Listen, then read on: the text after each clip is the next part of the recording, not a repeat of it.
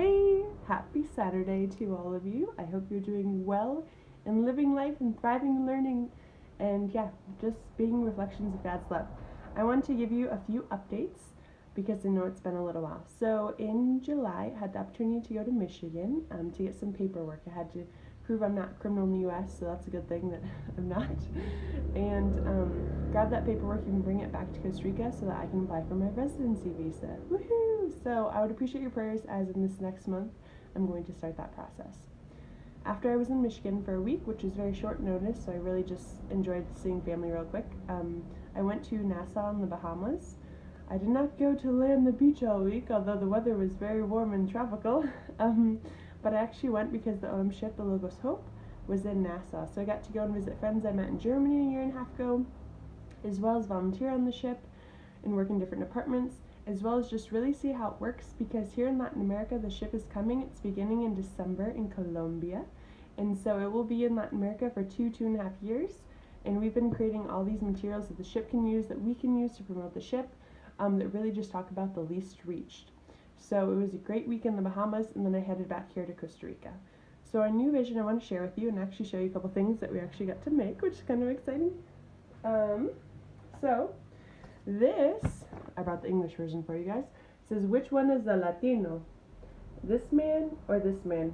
Think about it for a minute. Look at the picture. What do you think? Is he a Latino? Is he a Latino? I'll tell you the answer in my next video. No, I'll tell you now. This man is from Brazil and this man is from the Middle East. But as you can see, physically they share a lot of similar facial features. And so our new vision that we have for OM Latin America is right here in this super great, wonderful thing. It says that we are focused on sending 2,000 Latinos to the least reached. You might say, why are you doing that? What's happening in Latin America? Well, here in Latin America, you'll have the opportunity to hear the gospel at least 5 times in your lifetime. But there are countries around the world where you won't ever hear it once. So we're focusing on 13 specific countries in 5 areas in Asia, in the Middle East, in North Africa, and in the Balkans area of Europe.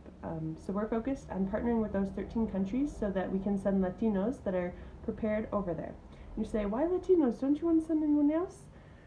Yes, but Latinos are so greatly needed right now because physically, their physical characteristics, they could look like they're from some of those countries and they will blend in.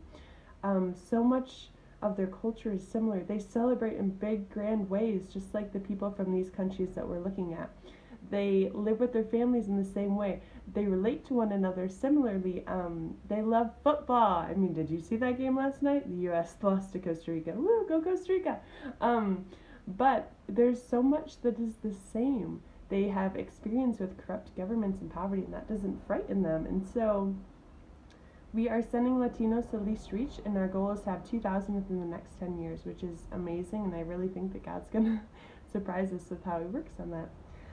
So that's our new goal, our new focus. So we got to actually go to Colombia to an international conference that happens once every 10 years in Iberoamerica with all the countries in Latin America, where we got to just share with other people what we're doing, why we're sending Latinos to the least reach, and it was awesome. The speakers there and the conference, the people that shared the workshops, they were just men and women of God, and it was so encouraging just to see all these different agencies there to say, hey, it doesn't matter what agency you're with, this is what God's doing in the kingdom all over the world, and it was just something that really filled my heart and was awesome. The next thing we did in Colombia was that conference was 5 days called Comibam. Then we went to a different location for 5 days just with OMs. We had people from international, regional, and country levels, and we just had like a business meeting talking about where we're going as a team, as a community, and it was just really encouraging. Great to see people from Latin America. Also, I wanted to show you a little bit if you're not familiar. This is the Colombian flag, this beautiful thing which represents people that are beautiful and food that is delicious. And if you ever go to Colombia, which you all should, it's very cheap. The people are very kind. The food is out of this world delicious.